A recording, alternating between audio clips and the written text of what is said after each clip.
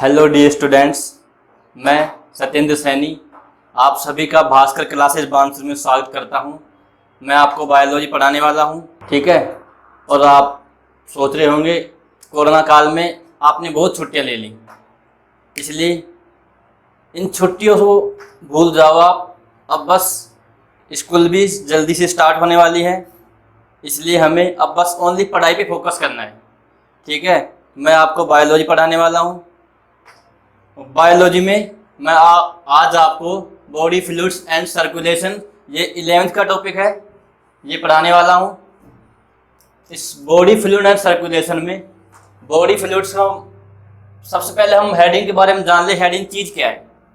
यदि हेडिंग हमको समझ में आ जाएगी तो चैप्टर का जो भी आधा से ज़्यादा हमारा जो चैप्टर है वो कवर अप हो जाएगा इसी में, इस हेडिंग के अर्थ में ही। Body means body fluids. Body का मतलब क्या होता है बेटा जी? शरीर। और जो फ्लूइड का मतलब क्या होता है? द्रव। ये हमें सबको पता है, द्रव होता है, ठीक है। एंड सर्कुलेशन का मतलब परिसंचरण, ठीक है बेटा जी। आगे बात समझ में हेडिंग के बारे में, जो टॉपिक है टॉपिक के बारे में, body fluids and circulation. Body का मीन्स क्या होता है? शरीर। और जो फ्लूइड्स का मीन्स क्या होता है? द्रव। एंड और सर्कुलेशन का मतलब क्या होता है? परिसंचरण, ठीक है। अब इसमें हम सबसे पहले पढ़ेंगे बॉडी फ्लूइड्स। बॉडी फ्लूइड्स होता क्या है, ठीक है। इसको हटा देते हैं। बॉडी फ्लूइड्स के बारे में पढ़ेंगे हम। बॉडी फ्लूइड्स, अब देखो, जो बॉडी हम सबको पता है, हमारी बॉडी में बहुत सारी चीजें पाई जाती हैं। ऑर्गन भी पाए जाते हैं, टिश्यू भी पाए जाते हैं, सेल्स भी पाए जाते हैं। ऑर्गन भी पाए जाते हैं, टिश्यू भी पाए जाते हैं, सेल्स भी, ग्लैंड्स भी, एटसेट्रा सारी चीजें ही पाई जाती हैं। सेल से टिश्यू बनते हैं, सबको पता है। सेल से टिश्यू बनते हैं, टिश्यू से ऑर्गन बनता है, और ऑर्गन से क्या बनता है बेटा जी? ऑर्गन सिस्टम, ठीक है। अब देख लो, इसकी परिभाषा देख लेते हैं, बॉडी फ्लूइड्स होता क्या है। सबसे पहले जो हमारी बॉडी होती है, body is formed by solids and fluids. जो हमारी बॉडी होती है सॉलिड्स एंड फ्लूइड्स से मिलकर बनी होती है। और जो हमारा जो फ्लूइड्स पार्ट होता है, हमारी बॉडी में जो फ्लूइड पार्ट होता है is more than 2/3 of the whole body. हमारे पूरे शरीर के हिस्से में जो फ्लूइड पार्ट होता है वो सबसे ज्यादा होता है, 2/3 होता है, ठीक है बेटा जी। इन ह्यूमंस बींग्स, अगली बात के बारे में बात करते हैं। इन ह्यूमंस बींग्स, इंसानों में, द टोटल बॉडी, पूरे शरीर का जो वाटर होता है वो किस चीज पर वेरी करता है? Various means depend. कितना करता है? फ्रॉम कहां से कहां तक? 45 से 75%, 75% ऑफ बॉडी वेट, ठीक है बेटा जी। जो हमारे जो शरीर में है, जो हमारे जो बॉडी वेट का, हमारे बॉडी वेट का 45 से 75% हमारे शरीर में क्या होता है बेटा जी? पानी होता है। क्या होता है बेटा जी? पानी, ठीक है। देख लो,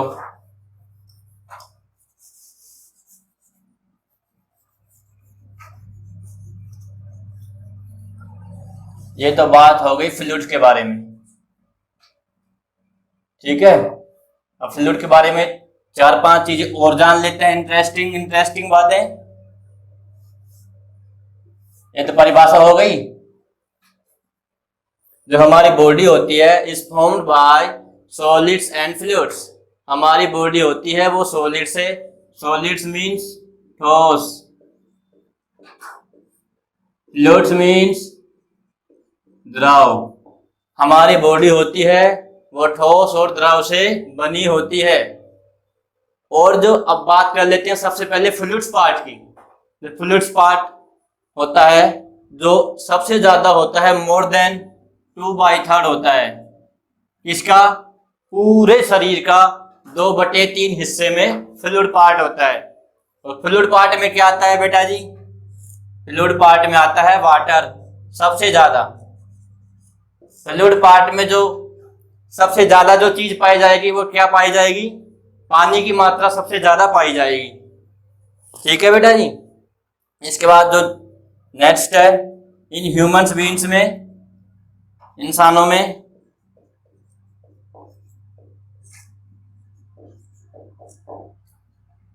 टोटल बॉडी का, पूरे शरीर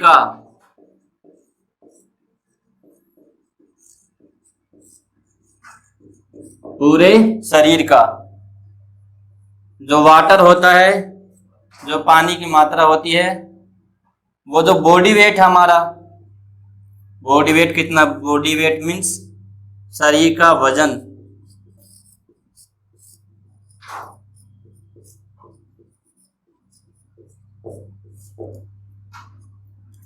बॉडी वेट का कितना होता है? 45 से 75% होता है। ठीक है, ये तो होगी इसकी परिभाषा, नॉर्मल बात फ्लूइड्स के बारे में। ठीक है, अब इसके बारे में और 2-3 बातें और जान लेते हैं। जैसे कि जो फ्लूइड है, फ्लूइड में क्या आ गया? वाटर की परसेंटेज सबसे ज्यादा होती है। कितनी होती है? सबसे ज्यादा होती है।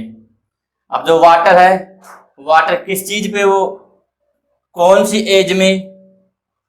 आपके मन में सवाल आ रहा होगा, फ्लूइड हर चीज में पाया जाता है इंसानों में, तो जो फ्लूइड का जो परसेंटेज है वो हर एज में कितना कितना होगा, कितना नहीं होगा? जो वाटर का जो परसेंटेज है, water percentage of different ages,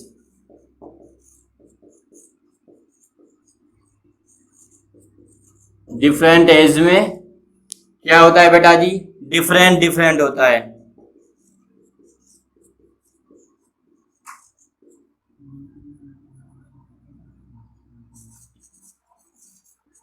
different different होता है।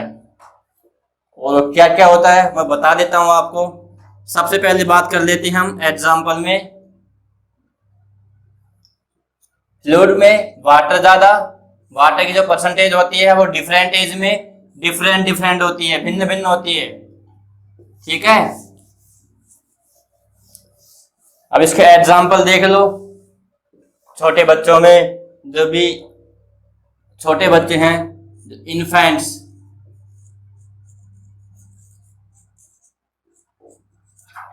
छोटे बच्चे,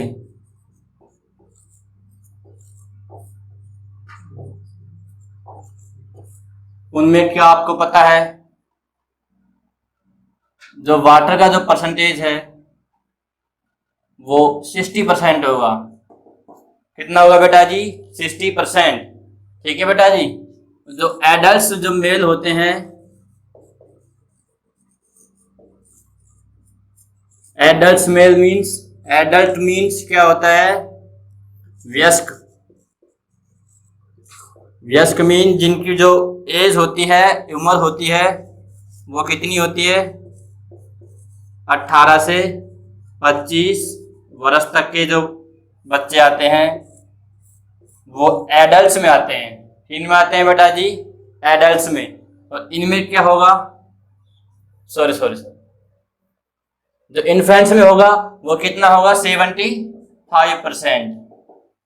और एडल्ट्स मेल में कितना होगा? 60%। ठीक है बेटा जी। और जो एडल्ट्स जो फीमेल्स होती हैं उनमें कितना होगा? एडल्ट्स मीन पता लग गया आपको कितना होता है? क्या होता है? वयस्क होता है, फीमेल्स। इसमें कितना हो गया 50%। इन्फेंट्स में छोटे बच्चों में 75% हो गया, एडल्ट मेल में 60% हो गया, और जो एडल्ट फीमेल है उनमें कितना हो गया 50%। अब ये तो होगी 18 से 25 साल के वर्ष तक के बच्चों की बात।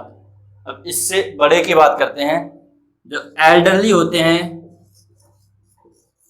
Elderly mails.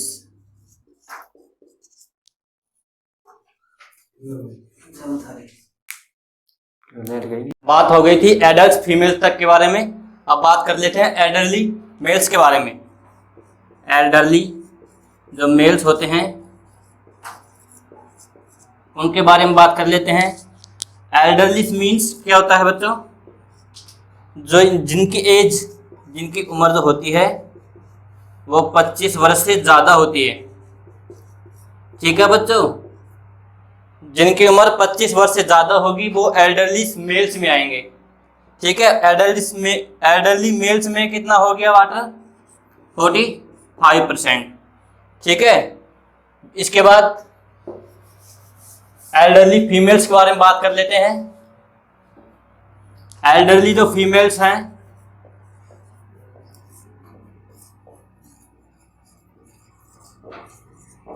उनमें होता है बेटा जी 50%। ये बात याद रखना, एल्डरली फीमेल्स और एडल्ट फीमेल्स में जो वाटर का जो परसेंटेज होता है वो 50% होता है, जो सेम होता है। ठीक है, ये तो हो गए वाटर परसेंटेज हर डिफरेंट एज में।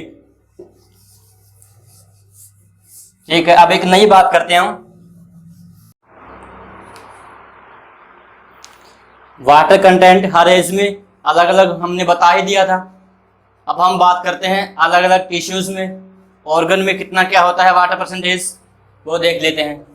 हमको पता है जो टिश्यू है वो आपस में मिलकर ऑर्गन्स बनाते हैं। ठीक है, और हर ऑर्गन में देख लेते हैं कितना कितना वाटर का जो परसेंटेज होता है वो कितना कितना होता है। पहले बात कर लेते हैं एडिपोज टिश्यूज के बारे में। एडिपोज टिश्यू, एडिपोज मीन्स क्या होता है बच्चों, वसा। ठीक है, टिश्यू मीन्स उत्तर, सबको पता है ये बात। तो एडिपोज टिश्यू में कितना परसेंट होता है 10%। सीधा 10 मत लिखना बच्चों, इसको हम परसेंट में बात कर रहे हैं। कितना परसेंट हो गया 10%। ठीक है, इसी तरह हम अगले ऑर्गन्स की बात करते हैं। ब्लड में देखते हैं, ब्लड में वाटर कंटेंसी प्लाज्मा पाया जाता है और प्लाज्मा में वाटर पाया जाता है, जिसकी वजह से जो वाटर का जो परसेंटेज होता है वो ज़्यादा होता है, 83% होता है। इसके बाद जो बोन आती है, बोन में भी 22% होता है वाटर का जो परसेंट होता है जो। इसके बाद ब्रेन में बात कर लेते हैं। ब्रेन में 75% होता है। जो हार्ट होता है, हार्ट में 80% होता है बच्चों। ठीक है, ये तो हो गए हर ऑर्गन में अलग अलग परसेंटेज बॉडी का। वो बॉडी में वाटर का जो परसेंट होता है वो हर ऑर्गन में अलग अलग होता है।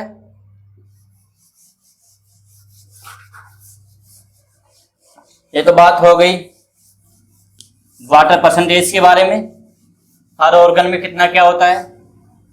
उसके बाद हम अब बात करेंगे, ये बॉडी फ्लूइड्स पूरा है। इसके बाद हम इसके जो इम्पोर्टेंस क्या है इसका, बॉडी फ्लूइड्स है, वाटर है। बॉडी फ्लूइड्स में जो फ्लूइड पार्ट होता है पता है हमको, बॉडी किस किस से बनी होती है, सॉलिड्स एंड फ्लूइड से। फ्लूइड में सबसे ज्यादा क्या पाया जाता है बेटा जी वाटर। वाटर पाया जाता है। अब इस वाटर का क्या क्या इंपॉर्टेंस है वो देखेंगे हम। इंपॉर्टेंस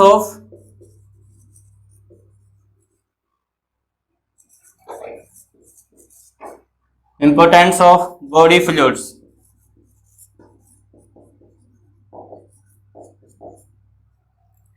ठीक है,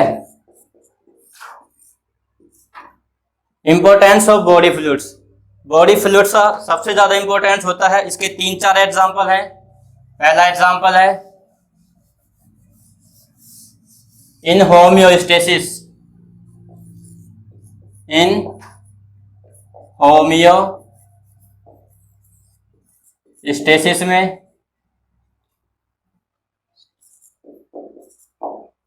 ठीक है। सेकंड नंबर आता है इन मेटाबॉलिक रिएक्शन रे,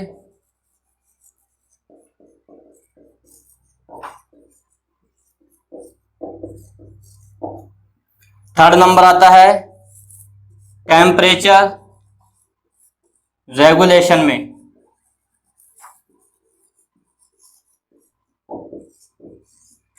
और जो फोर्थ आता है वो ट्रांसपोर्ट में।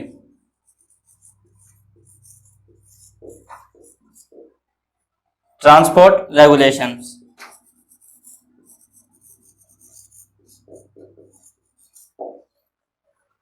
जो होम्योस्टेसिस होता है वो हमारे शरीर के अंदर जो वाटर का जो रोल होता है वो बहुत ही बड़ा रोल होता है। जो सेल्स के बाहर जो पानी पाया जाता है, इसकी वजह से जो हमारे अंदर जो होम्योस्टेसिस की जो प्रक्रिया होती है, जो प्रोसेस होती है, उसमें सबसे ज़्यादा हेल्प करता है वाटर। उसके बाद जो मेटाबॉलिक रिएक्शन होती है उसमें भी मेजर रोल प्ले करता है। इसमें जो वाटर होता है जो मेजर रोल प्ले करता है, यह भी सेल्स के बाहर ही पाया जाता है। इसमें भी वाटर, आउटर सेल्स। इसके बाद हमारा जो टेम्परेचर रेगुलेशन होता है, ये हमारे जो ताप नियंत्रक, टेम्परेचर का मीन्स ताप होता है बेटा, रेगुलेशंस मीन नियंत्रक। ये हमारे टेम्परेचर का भी नियंत्रण करता है। इसके बाद जो ट्रांसपोर्ट रेगुलेशन होता है, जैसे हमारे क्या बोलते हैं, प्रोटीन हो गई, न्यूट्रिशन हो गई, जो भी है, गैसेस, इन सभी का ये ट्रांसपोर्ट करता है। ठीक है बेटा जी, ये तो बात हो गई इसके बारे में। इसके जो इम्पोर्टेंस है उनके बारे में बात हो गई। अब हम इसके बारे में बात करते हैं। ये तो हो गए इसके इम्पोर्टेंस पॉजिटिव व्यू से।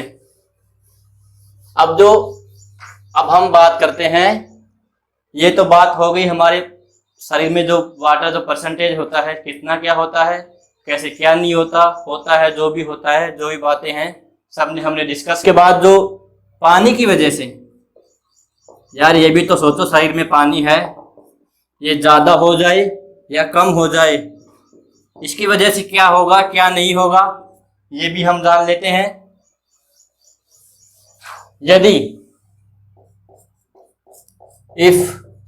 यदि जो वाटर का जो परसेंटेज होता है वो सबसे कम हो जाए, ठीक है, डिक्रीज हो गए, तो क्या होगा? उस कंडीशन को क्या बोलते हैं बेटा जी? उस कंडीशन को बोलते हैं डिहाइड्रेशन। क्या बोलते हैं बेटा जी? डिहाइड्रेशन। डिहाइड्रेशन में वाटर का सबसे ज्यादा लॉस हो जाएगा, शरीर में पानी की कमी आ जाएगी। पानी कमी कब आएगी? जब पॉइजनिंग होगी, वोमिटिंग। पॉइजनिंग किसी वायरस की वजह से हो सकती है या बैक्टीरिया की वजह से हो सकती है, कैसे भी हो सकती है, जिसकी वजह से जो वाटर का जो परसेंटेज है वो डाउन हो जाएगा, डिक्रीज हो जाएगा, जिसकी वजह से हमारे शरीर में पानी की मात्रा सबसे कम हो जाएगी। इस प्रोसेस को बोलते हैं डिहाइड्रेशन। ठीक है बेटा जी। तो डिहाइड्रेशन से बचने के लिए हमें सबसे ज्यादा क्या उपाय करना चाहिए? सबसे ज्यादा हमको पानी पीना चाहिए, सदा पानी पीते रहो। औसतन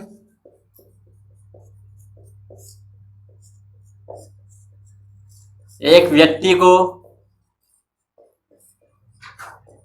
पूरे दिन में कम से कम 5 लीटर पानी जरूर पीना चाहिए। ठीक है बच्चों, आज से ही समझ जाना कि पानी हमको कितना पीना है, 5 लीटर कम से कम। ठीक है, याद रखना इस बात को, जिसकी वजह से हमारे शरीर में डिहाइड्रेशन ना हो। ठीक है, अब ये तो बात कर ली हमने सबसे कम की, यदि पानी सबसे कम हो जाए हमारे शरीर में। यदि अब पानी सबसे ज्यादा हो जाए तो बढ़ जाए, उसको क्या बोलेंगे? डिहाइड्रेशन नहीं बोलेंगे, उसको बोलेंगे ओवर हाइड्रेशन। ठीक है, ओवर मीन्स बढ़ जाना, इंक्रीज हो गया पानी, ओवर हाइड्रेशन। ओवर हाइड्रेशन में वाटर का लॉस नहीं होगा, वाटर का परसेंटेज बढ़ जाएगा। ठीक है,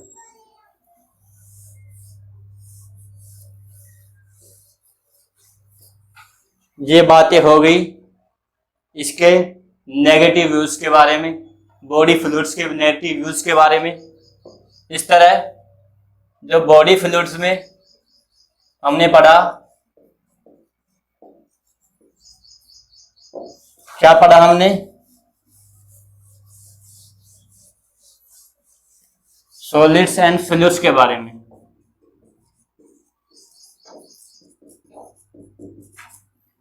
फ्लूइड पार्ट हमारा कंप्लीट हो गया। फ्लूइड पार्ट में क्या पाया जाता है? सबसे ज्यादा वाटर।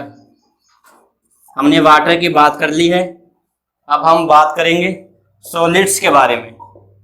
सॉलिड्स, ठीक है बच्चों, ये फ्लूइड पार्ट हमारा कंप्लीट होता हुआ, इसके बाद हम बात करते हैं।